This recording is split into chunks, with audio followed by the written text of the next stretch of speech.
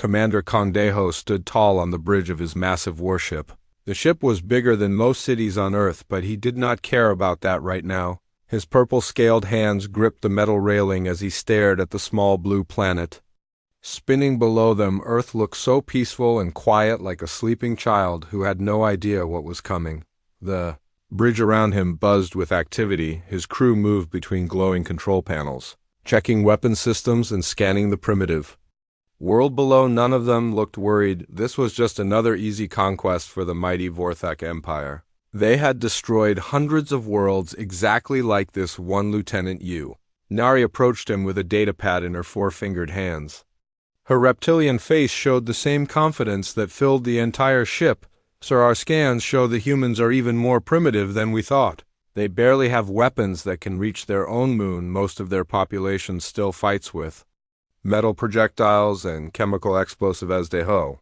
Laughed a sound like grinding stone. He had expected this. The intelligence reports from their advanced scouts painted a picture of a divided world, where different groups of humans constantly fought each other over resources, land, and old grudges. These creatures could not even unite their own species, let alone defend against a galactic empire. "Look at them, Nari," he said, pointing at the planet below. "They waste their time fighting each other. Instead of preparing for threats from space, they have no idea we exist, no idea that thousands of species fill this galaxy. Some of them might have detected our ships by now, but they probably think we are just another one of their primitive satellites." The tactical officer Park Min-soo called out from his station. "Commander, the quantum demolition device is loaded and ready for deployment. All systems show green. The weapon core is stable, and the targeting computer has locked onto the planet Cordejo." Nodded slowly, savoring this moment. The quantum demolition device was the Vorthak Empire greatest weapon. It could crack any planet in half. Within minutes, the device would burrow deep into the planet, crust like a metal worm, then it would explode with the force of 1,000 suns, creating a chain reaction that would tear the world apart from the inside. Every mountain would crumble, every ocean would boil away, and every living thing would be reduced to cosmic dust. The weapon had never failed. Not once in the 300 years since the Empire had perfected the technology. Planets died, cities burned, and entire civilizations vanished when the quantum demolition device did its work. The Vorthak Empire ruled the galaxy through fear, and this weapon was the source of that fear. He walked to the main viewing window and pressed his scaled palm against the cool surface. Earth looked so small from up here, so fragile. It was hard to believe that billions of creatures lived down there, building their tiny cities and living their short lives. They had no idea that their entire world was about to become nothing more than floating debris. Captain Lee So-young, the ship science officer, looked up from her instruments. "Sir, I have completed the final planetary analysis. The human population is concentrated in large settlements they call cities. Most of their military technology is centuries behind our most basic weapons. They have nuclear devices, but nothing that could reach us at this distance." Adejo smiled, showing rows of sharp teeth.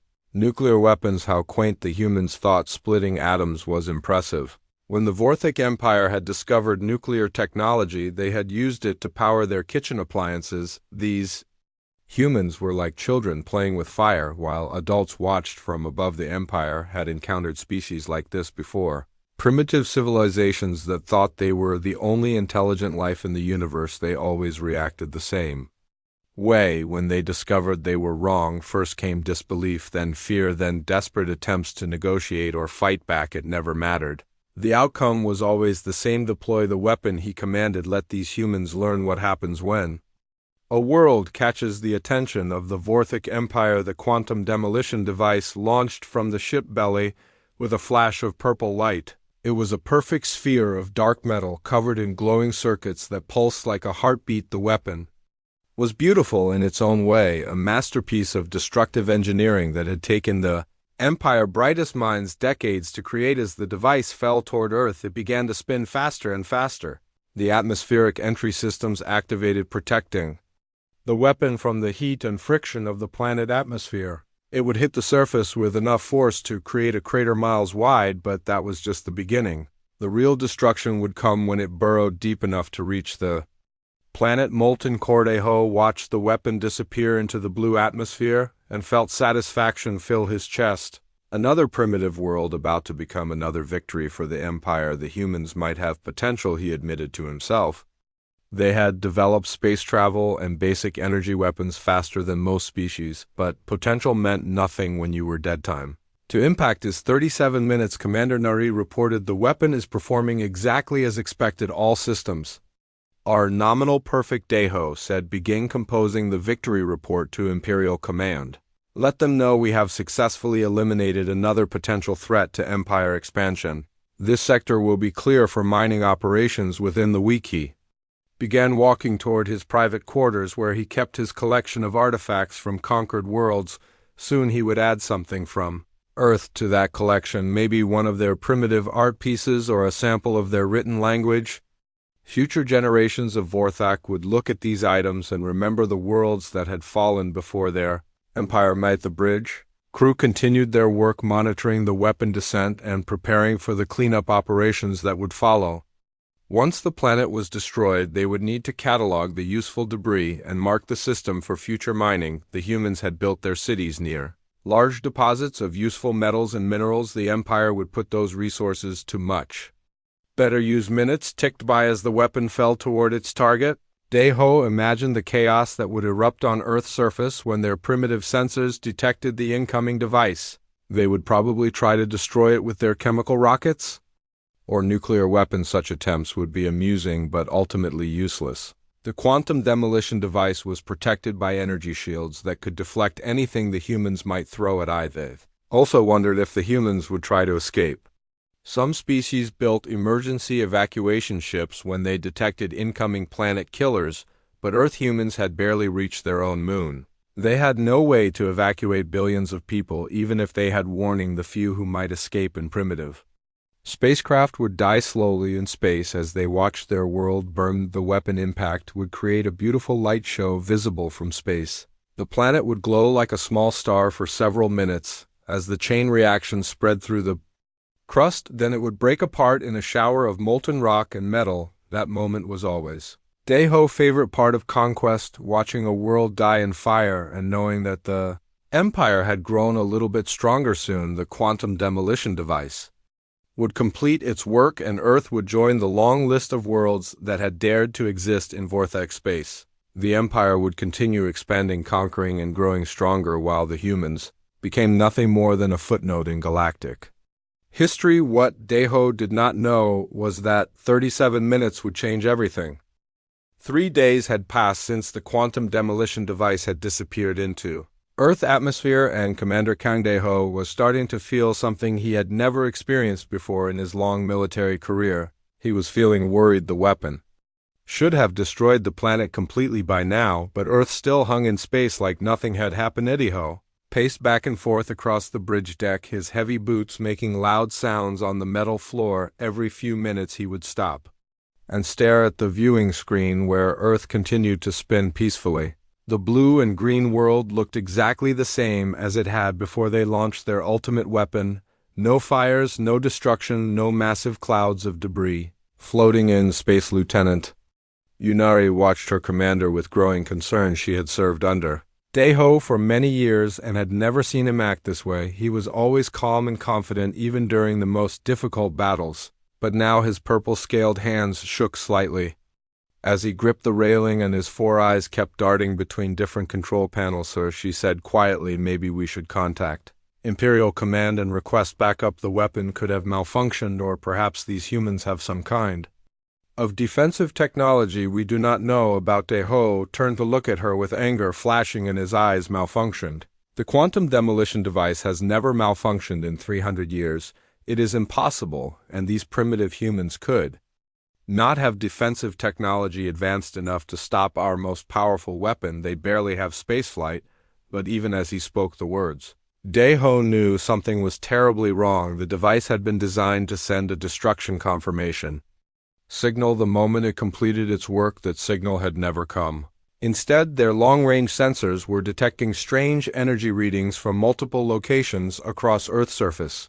Power signatures that made no sense coming from a primitive world. Captain Lee So Young looked up from her science station with confusion written across her reptilian features. Sir, I am detecting massive energy buildups in over 50 locations on the planet's surface.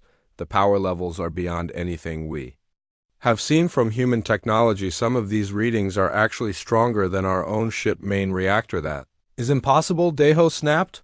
How could primitives who fight with chemical weapons suddenly develop energy sources more powerful than ours? Check your instruments again. You must be making an error. So Young ran the scans 3 more times, but the results were always the same.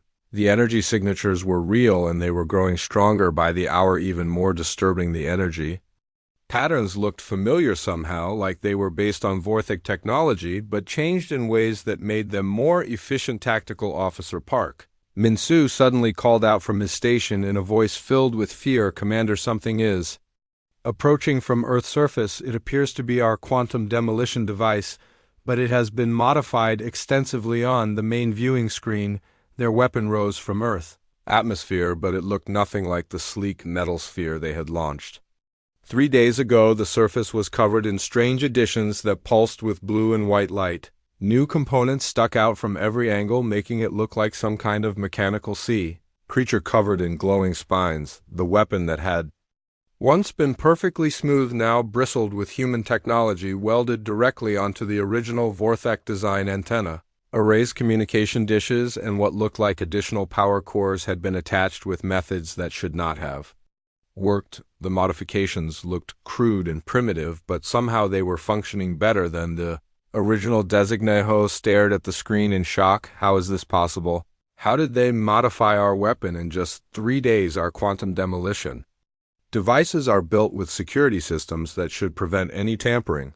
The outer hull alone is made from materials that cannot be cut or melted by anything these humans possess. So Young ran frantic scans of the approaching objects. Sir, the energy output is incredible. The quantum resonance patterns have been completely rewritten.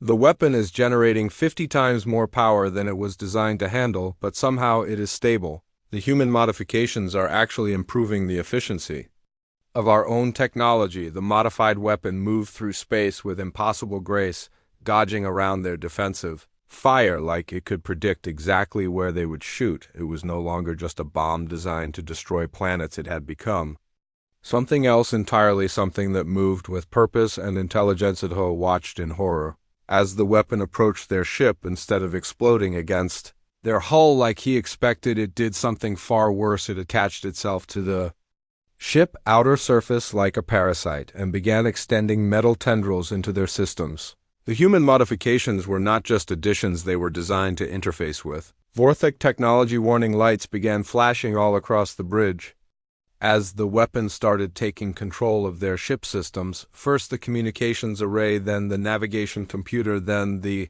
weapon targeting systems. One by one, their own technology was being turned against them by the modified device. All shields to maximum power, Deho shouted. Fire everything we have at that thing, get it off our ship. But it was too late. The weapon had already connected to their main computer core and was downloading everything, the complete technical specifications for every Vorthic weapon system, their military codes, their star maps showing the location of every Empire world, and most terrifying of all, their own tactical weaknesses. The humans had not just survived the quantum demolition device they had captured. It studied it and improved it in ways that should have been impossible. Then they had sent it back as a Trojan horse designed to steal everything the Vorthic Empire knew about warfarenery. Stared at her control panel in disbelief. Sir, our own weapon is now controlling our ship. The modified device has taken over life support, navigation, and weapons. We are completely helpless. Deho felt his legs give out beneath him, and he collapsed into his command chair. The most powerful weapon in the Vorthic Empire arsenal had been turned into a tool for conquest, but not conquest by the Empire. The humans had done in 3 days what the Empire greatest scientists claimed was impossible. They had reverse-engineered quantum technology and made it better. A new voice suddenly came through the ship communication system, speaking in perfect Vorthic language. Greetings, Commander Deho. This is Dr. Kim Hyun Woo of the United Earth Defense Initiative. We want to thank you for the gift you sent us. Your quantum demolition device was exactly what we needed to advance our technology by several centuries. The Voice continued with a tone that sounded almost friendly. We have been monitoring your communications, and we know you are wondering how we accomplished this modification in such a short time. The answer is simple. We did not try to fight your weapon. We studied it, we learned from it, and then we made it better. Deho found his voice and croaked out a response. How did you do this? Your species barely has spaceflight. You should not be able to understand our technology, let alone improve it. Dr. Kim laughed, a sound that somehow managed to be both warm and terrifying at the same time. Commander, you made the same mistake that many advanced civilizations make when they encounter humans. You assumed that technological advancement and intelligence are the same thing. We may not have quantum technology, but we have something your empire has forgotten. We have curiosity, we have creativity. And most importantly, we have the ability to adapt. The modified weapon suddenly detached from their ship and moved away. But the damage was done. Their computer systems were completely compromised, and the humans now had access to everything they knew about Vorthic technology, military tactics, and the location of every world in the Empire. As the weapon disappeared back toward Earth, Deho realized that everything had changed. The humans were no longer primitives hiding on a backwater world. They had become something far more dangerous than any enemy the Empire had ever faced. They had become a species that could turn any attack into an opportunity to grow stronger. The quantum demolition device that was supposed to destroy Earth had instead given humanity the tools they needed to challenge the entire galaxy, and now they were coming. Dr. Kim Hyun-woo wiped the sweat from his forehead as he watched the alien warship struggle against their modified weapon on the massive viewing screen. The underground facility stretched for miles in every direction, buzzing with activity that never stopped. Hundreds of the world's best engineers, scientists, and military experts worked around the clock in shifts that blended together into one continuous effort. When the alien bomb had crashed into the Nevada desert 3 days ago, every government on Earth had expected the end of the world. Instead, they had found the opportunity of a lifetime. The object that was supposed to destroy their planet had become the key to unlocking technologies that would change everything. Kim walked through the main laboratory where teams of researchers worked on different sections of the alien device. They had cut it into pieces with industrial lasers, and each piece had revealed new secrets about quantum physics, energy manipulation, and materials science. The aliens had built their weapon using principles that human scientists had only dreamed about. Dr. Choi Yoon-ji looked up from her workstation where she was studying the quantum matrix that powered the device. The fusion process is complete, sir, she reported with excitement in her voice. We have successfully integrated human-computer technology with their quantum systems. The result is something neither species could have created alone. Kim nodded as he studied the data on her screen. The alien weapon had been incredibly advanced, but it was also limited by the thinking of its creators. The Vorthic Empire had built it for one purpose, only to destroy planets. They had never imagined that someone might want to use quantum technology for construction or defense or space travel, but humans saw possibilities everywhere. When the weapon had failed to explode and instead burrowed harmlessly into the desert sand, human engineers had immediately started asking questions. How does it work? What else could it do? How can we make it better? The aliens had seen a tool for destruction, but humans saw a tool for creation. The moment the device had been secured, teams from every major nation had put aside their differences to study it.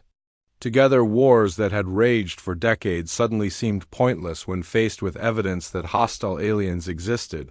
Russian scientists worked alongside American engineers, Chinese researchers shared data with European experts, and everyone contributed their knowledge to the common goal. General Lim Jae-sung entered the laboratory wearing a grim expression, but his eyes showed satisfaction. Sir, he reported to Kim. Phase 2 is complete. Our modified weapon has successfully infected the alien ship computer systems. We now have access to their entire database. Kim felt a chill run down his spine as he realized what this meant.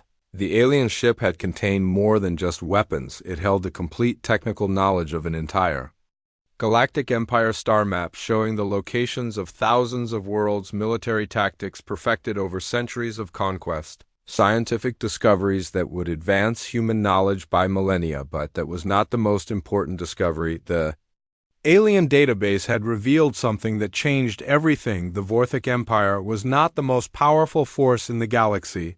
They were bullies who preyed on primitive worlds but ran away when faced with real resistance. There were dozens of other species in the galaxy, some peaceful, some aggressive, and some that had been waiting for someone to stand up to the Empire Dr. Park. Sumin rushed over with a data tablet in her hands. Sir, we have decoded more of their historical records. The Vorthek Empire has destroyed over 300 worlds in the past 1,000 years. Most of them were species that had barely developed spaceflight.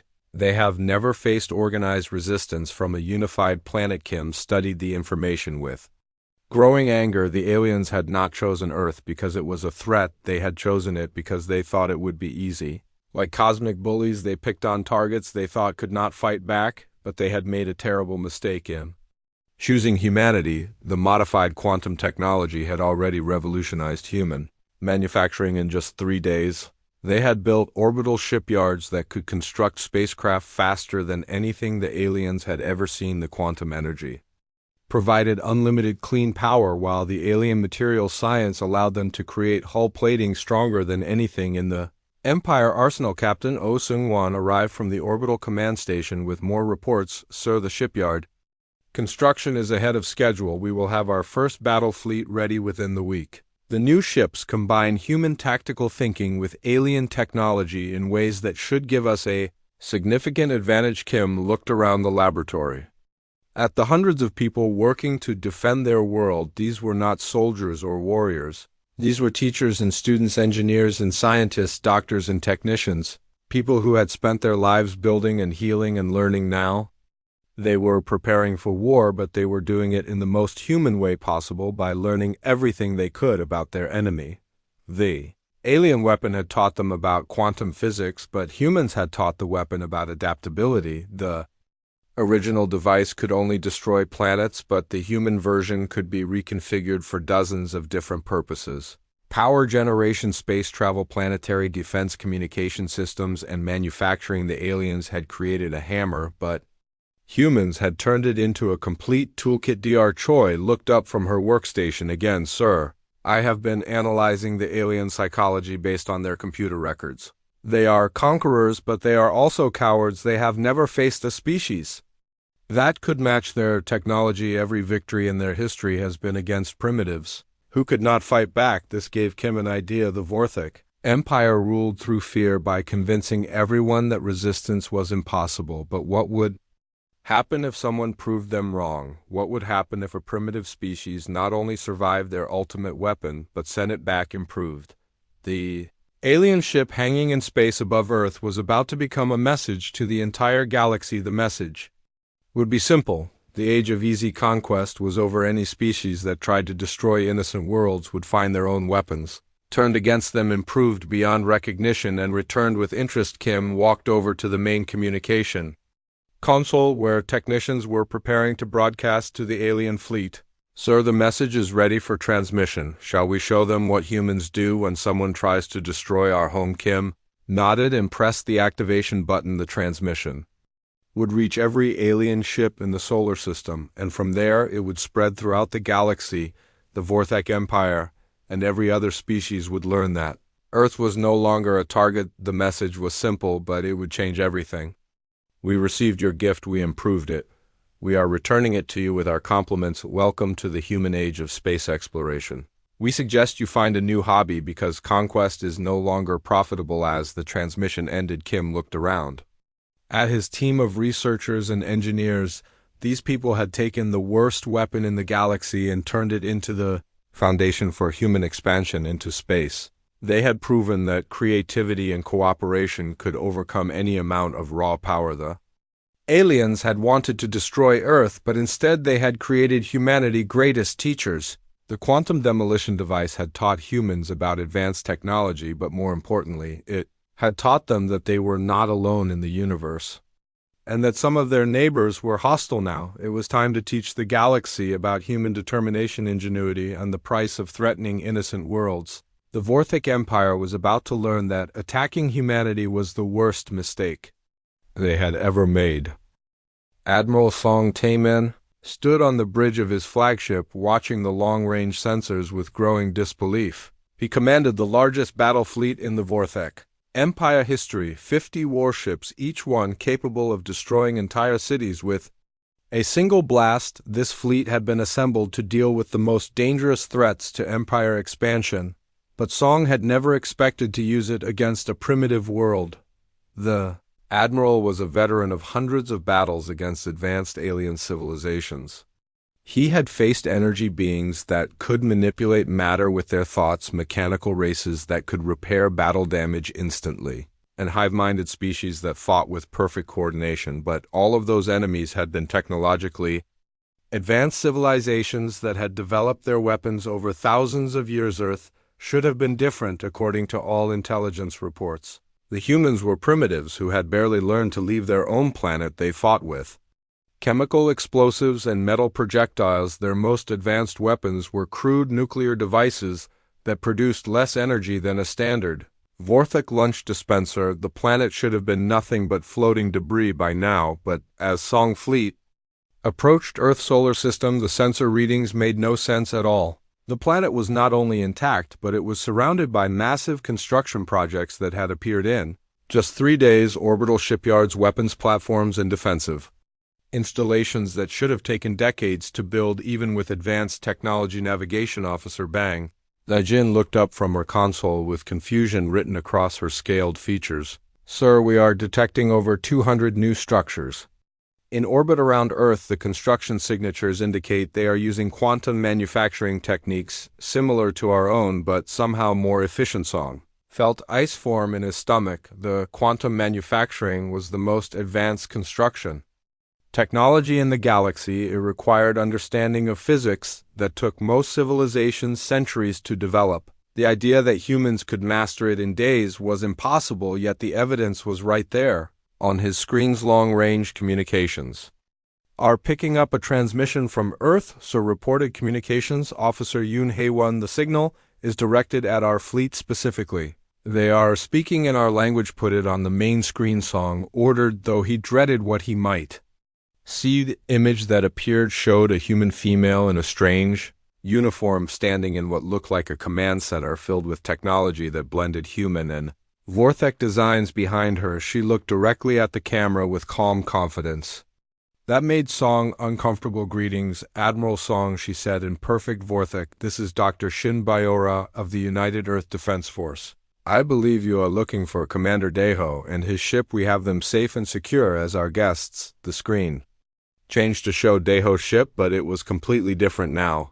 Human modifications covered every surface, and the once purple hull now glowed with blue and white energy patterns. The ship that had once been the pride of the Vorthek fleet now looked like a hybrid creation that belonged to neither species. Your commander and his crew are being treated according to galactic conventions for prisoners of war. Dr. Shin continued. They are comfortable and well fed. We have learned much from them about your Empire history and methods. We find your approach to diplomacy quite interesting. Song realized with growing horror that the humans were not just defending themselves. They had captured an entire Vorthek warship and were treating it like a research project. He could see human technicians working alongside Vorthek computer systems, learning and adapting everything they found. The transmission continued as Dr. Shin gestured toward something off-screen. We want to thank you for the educational opportunity your quantum demolition device provided. Our scientists have been quite excited about the possibilities it opened up. You see, we have been busy. The camera pulled back to show the full scope of the human orbital installations, and Song felt his confidence crumble completely. The humans had not just built defensive platforms. They had created an entire industrial complex in space that was producing warships at an impossible rate. Ships that looked like nothing Song had ever seen before emerged from the construction bays. They were sleek and deadly, combining human design aesthetics with Vorthek technology, but improved in ways that made them obviously superior to anything in the Empire arsenal. The hulls were smoother, the weapons were more integrated, and the energy signatures were stronger than any vessel in Song Fleet. We have built more ships in the past week than your Empire has built in the past year, Dr. Shin said, with a smile that somehow managed to be both friendly and terrifying.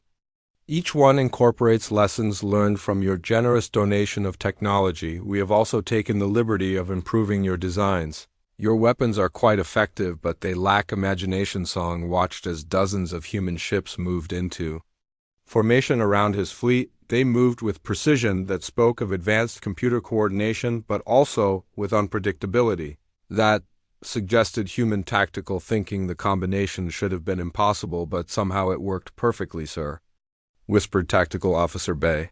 Zhang Ho, our weapons targeting computers cannot get a lock on their ships. They are using some kind of interference technology that makes them appear to be in multiple locations at once. Dr. Shinface reappeared on the screen. Admiral, we know you are here to finish what Commander Deho started. We understand that your empire has a reputation to maintain.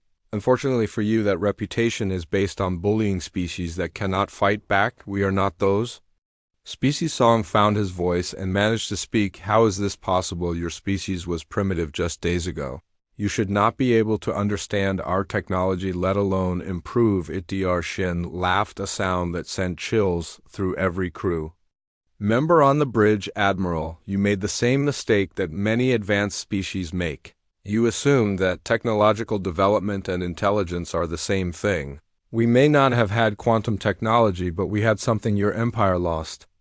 Long ago, we had curiosity. She gestured toward the orbital construction projects visible in the background. When your weapon crashed into our desert, instead of exploding, we did not panic. We did not despair. We asked questions. We wanted to know how it worked. We wanted to know what else it could do, and most importantly, we wanted to know how to make it better. The human ships around Song Fleet began to move in complex patterns that made his tactical officers nervous. They were not threatening yet, but they were clearly demonstrating capabilities that exceeded anything the Vorthak Empire possessed. The humans were showing off, and they had every right to be proud. Your empire has conquered hundreds of worlds, Dr. Shin continued, but you have never faced a species that turns every attack into a learning opportunity. Every weapon you have ever used against us has made us stronger. Every tactic you have employed has taught us something new about warfare. Song realized that the humans were not just defending their world, they were preparing to go on the offensive. The orbital shipyards were producing vessels designed for long-range missions, and the energy signatures suggested they had developed faster than light travel technology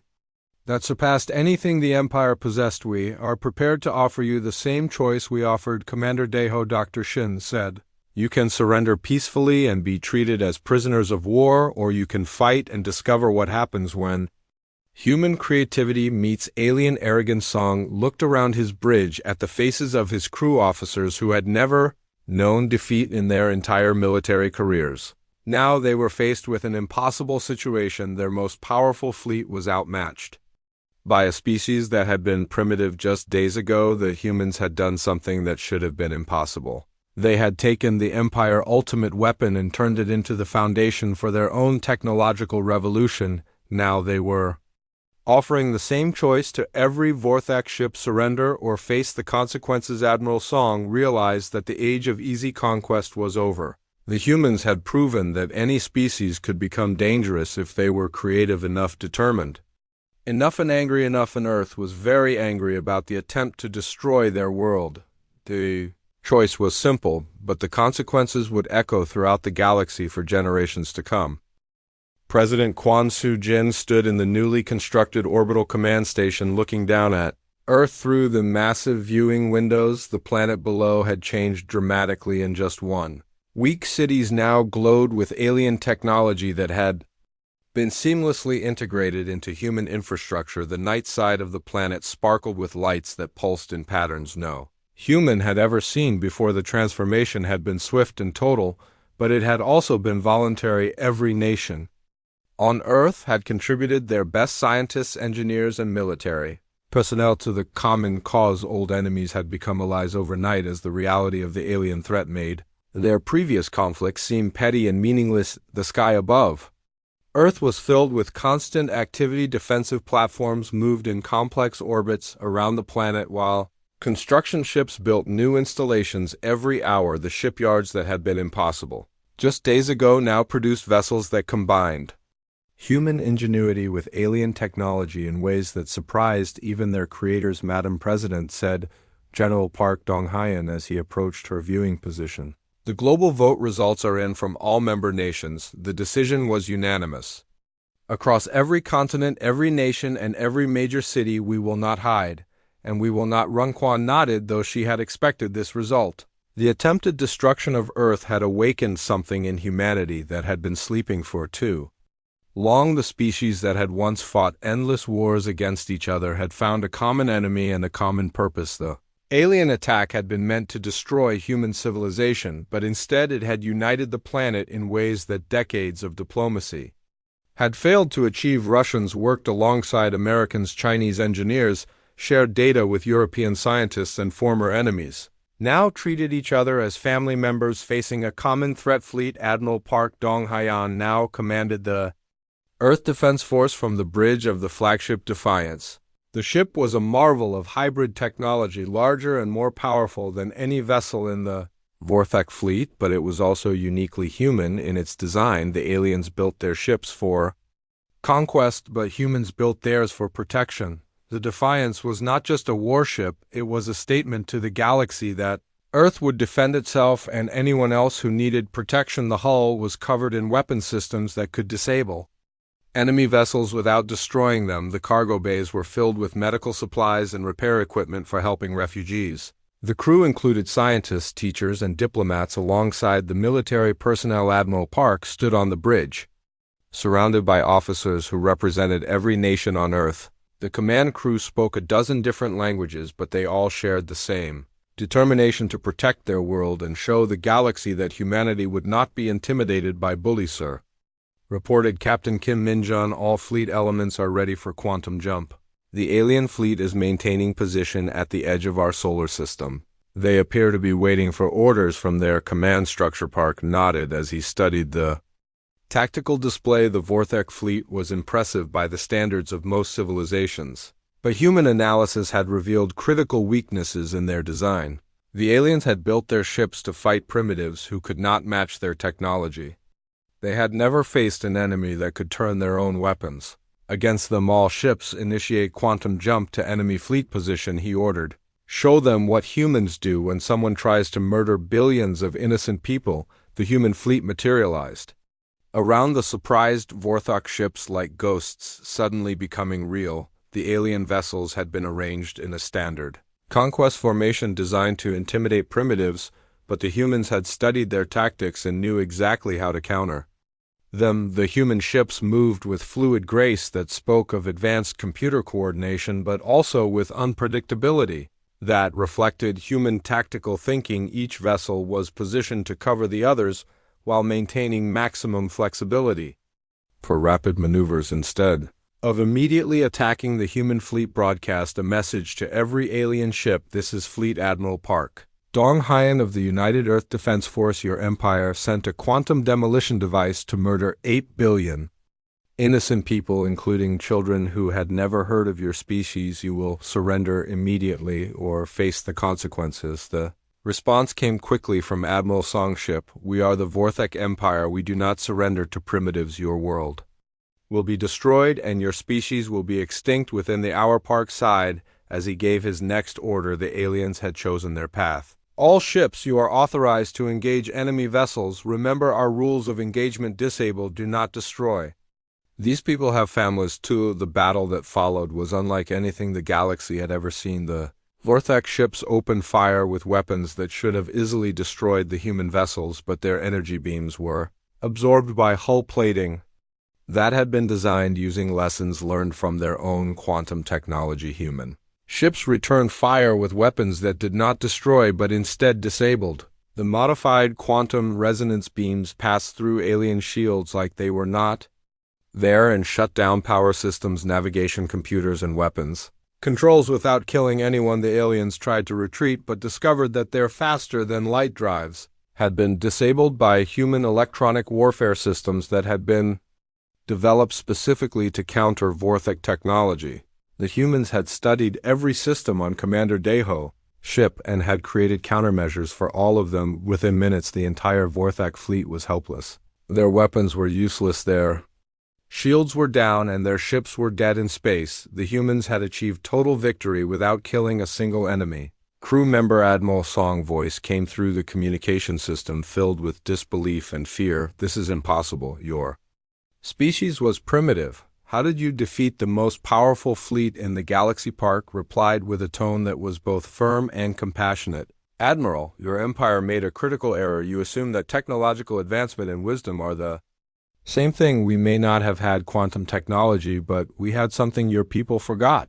We had the ability to learn from our mistakes and the determination to protect innocent Lethe." Human fleet moved into protective formation around the disabled. Alien ships' medical teams prepared to board the vessels and provide aid to any injured. Crew members, the aliens had come to destroy Earth, but they would be treated with the same mercy that humans hoped to receive if their positions were ever reversed. "This is Fleet Admiral Park to all Vorthak vessels," he broadcast. "Your ships are disabled, but your crews are safe. We will provide medical assistance and basic supplies. We will also give you a choice. You can return to your empire and report what happened here, or you can stay and learn about a different way to live." Some of the alien ships chose to return home, carrying news of their defeat and the mercy they had been shown, but others chose to stay, curious about this species that had turned their ultimate weapon into a tool for protection and had defeated their most powerful fleet without killing anyone. Battle was over, but the real war was just beginning. The humans had proven that the Vorthak Empire was not invincible, and that message would spread throughout the galaxy like wildfire. Every oppressed species, every conquered world, and every civilization that had lived in fear of the Empire would now know that resistance was possible. President Quan Hun watched the battle from the orbital command station and felt a mixture of pride and sorrow. Pride that humanity had defended itself so effectively, but sorrow that violence had been necessary at all. The aliens had forced this confrontation, but humans had chosen to fight it with honor. The age of easy conquest was over. The galaxy was about to learn that some species could not be intimidated, could not be destroyed, and could not be conquered. Some species would fight back, and when they did, they would fight with creativity, determination, and most importantly with mercy for their enemies. Earth had become something new in the galaxy, a world that would defend itself and others with equal determination. The message was clear: attack innocent people and face the consequences, but surrender and find mercy. The choice was always available, but the consequences of choosing wrongly would be swift and decisive. 6 months after the first alien attack, Ambassador Yu Dian stood before the Galactic Council on the neutral world of Nexus Prime. The massive chamber was filled with representatives from hundreds of different species, each one looking at her with a mixture of curiosity, fear, and hope. The news of what had happened to the Vorthak Empire had spread throughout the galaxy faster than anyone had expected. The council chamber itself was a marvel of cooperative engineering built by dozens of species working together. It was one of the few places in the galaxy where different civilizations could meet without the threat of conquest or domination, but even here the influence of the Vorthak Empire had been felt for centuries as smaller species lived in constant fear of attracting their attention. You looked around the chamber at the faces of beings she had only read about in the captured alien databases. There were the crystalline Zephyrians who communicated through light patterns, the gaseous nebulans who existed as living clouds, and the ancient keepers who had been watching the galaxy develop for thousands of years. The Galactic Council had been formed to promote peace and cooperation between species, but it had largely failed in that mission. The Vorthak Empire had been too powerful and too aggressive for most species to openly oppose them. Many civilizations had chosen to hide or submit rather than risk the same fate as the hundreds of worlds that had been destroyed. But now everything had changed. The empire that had terrorized the galaxy for over 1,000 years had been defeated by a species that had been primitive just months ago. The implications were staggering, and every civilization was trying to understand what it meant for their future. Ambassador Yu activated the holographic display and began her presentation. Members of the Galactic Council, I bring you news from the former Vorthak Empire. Their military forces have been completely reorganized under human supervision. Their conquest fleets have been converted to exploration and aid missions. Their planet-killing weapons have been dismantled, and their resources are now being used for peaceful purposes.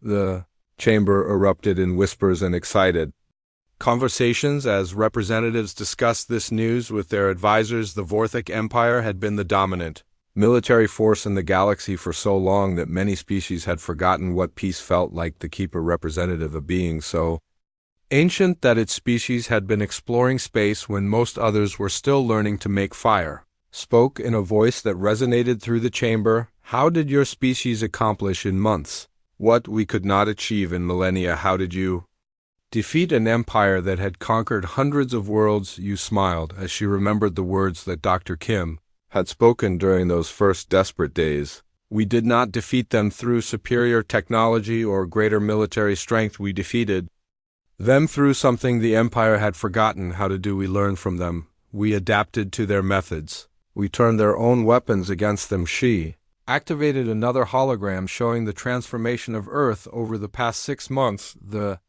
planet was now surrounded by massive space stations that served as hospitals, research facilities, and diplomatic centers. Human ships patrolled the local star systems, but they were not conquest vessels. They were exploration ships, medical frigates, and mobile universities. The Vorthic Empire ruled through fear and intimidation, she continued, but humans have chosen a different path. We defend ourselves and others through strength, but we also offer education, cooperation, and hope to anyone who wants to join us. The display showed human colonies that had been established on distant worlds, but these were not military outposts or mining facilities. They were research stations, diplomatic embassies, and refugee centers. Human settlers worked alongside alien partners to build communities that served the needs of multiple species. Captain So-Wan now commanded one of the exploration fleets that had been sent to find species that might need protection from galactic bullies. His ship, the New Dawn, was a marvel of cooperative engineering that included crew members from a dozen different species, all working together under human leadership. The New Dawn had already made contact with several civilizations that had been hiding from the Vorthic Empire for generations. Some had been living in fear on remote worlds, while others had retreated to pocket dimensions or alternate realities.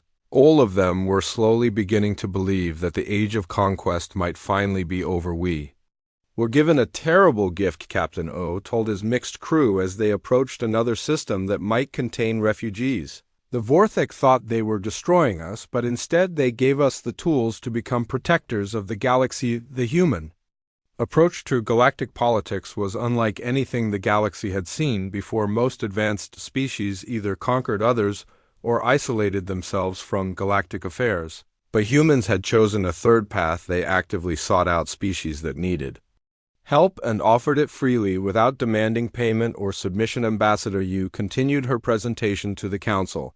The former Vorthic worlds are now governed by councils that include representatives from all species living in those systems. Former conquest fleets have been converted to disaster relief missions. Former weapons factories now produce medical supplies and educational materials.